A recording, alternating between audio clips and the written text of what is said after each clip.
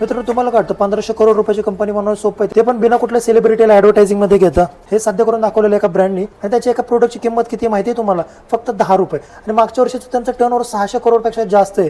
आणि आज त्यांच्या ब्रँडची व्हॅल्यू मार्केटमध्ये 1500 ते 1600 करोड रुपये आहे मित्रांनो. तर त्या ब्रँडचं नाव आहे मित्रांनो पेपर बॉट. तर त्याचे जे ओनर होते ना, कोको कोलामध्ये 8 वर्ष त्यांनी काम केलेलं आहे, पण तिथलं त्यांनी काहीच कॉपी केलेलं नाहीये.